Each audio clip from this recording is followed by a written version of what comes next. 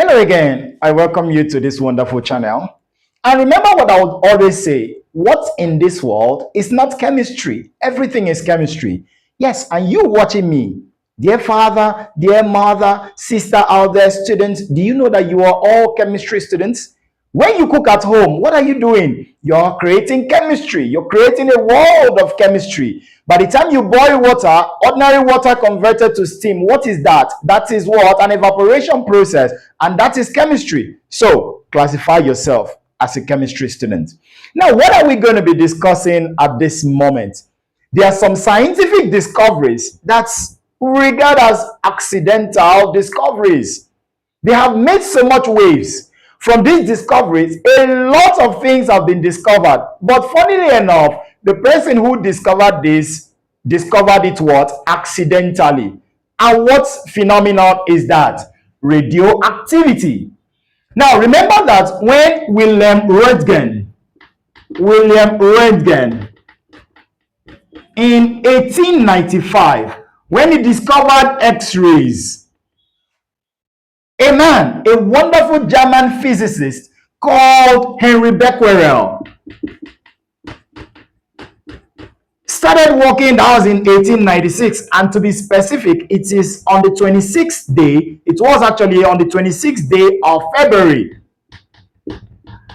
1896 that he made this wonderful discovery, accidental discovery, that I'm about to discuss with you right now. Now, what did he do? He was leaving his lab that particular day. It was pretty windy, and he thought with himself that, oh, it's about to rain. So what he did was, he had already had this set up. This is a photographic plate. This is a photographic plate. Of course, it has the tendency to detect the presence of what? Radiation. Now, what he did was, he lined up uranium. He wrapped everything.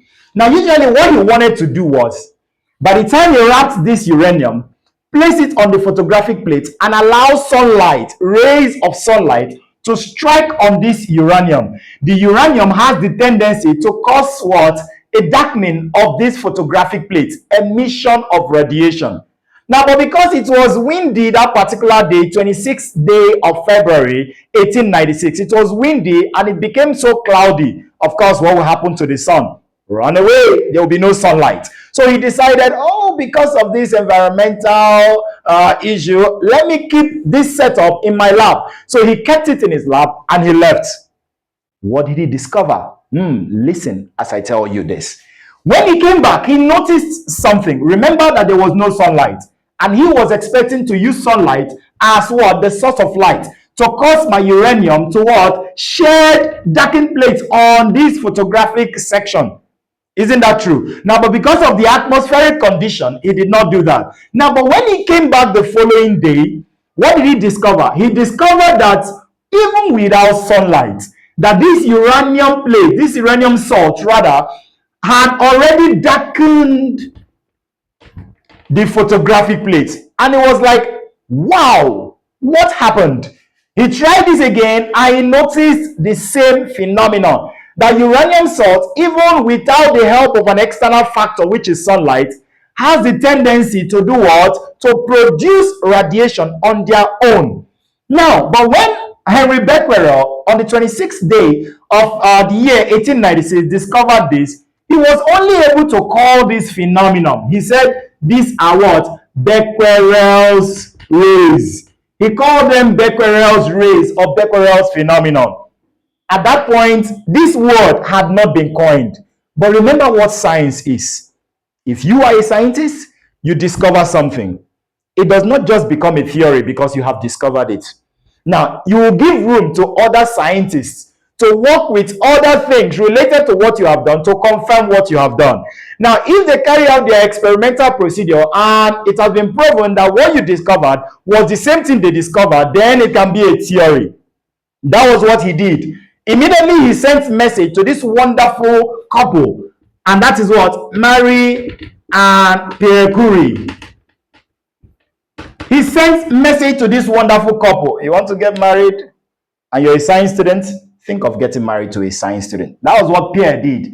This man saw this woman, a wonderful scientist just like himself, and they got married. What a wonderful couple. Now, he sent a message to them. Henry Becquerel sent a message to them and said, this was my discovery. Why not do this? Let's see if your own work will corroborate my own fact.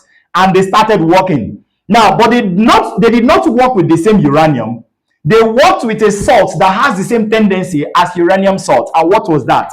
They worked with polonium salt and they worked with what? Radium salt. Now, remember, I say again, that when you have atomic number that is greater than 80, that element is said to what? Have the ability to be what? Radioactive. Okay, now he worked with these salts and they discovered the same phenomenon. It was after their own discovery that they came up with the word radioactivity. Now, what is radioactivity? Radioactivity is the spontaneous emission of radiation by a radioactive substance. I take that again. I said radioactivity is the spontaneous emission, spontaneous, without the help of an external factor, is the spontaneous emission of radiation by a radioactive substance. Now, basically, we have three major kinds of radiation, three major. We have the alpha radiation, we have the beta radiation, and we have the gamma radiation. Go nowhere. Remember, keep following me. In our next video, I'll shed more light on these different types of rays, and we'll look at artificial radioactivity and calculations that involves half-life. Keep following me. I'll see you in the next video.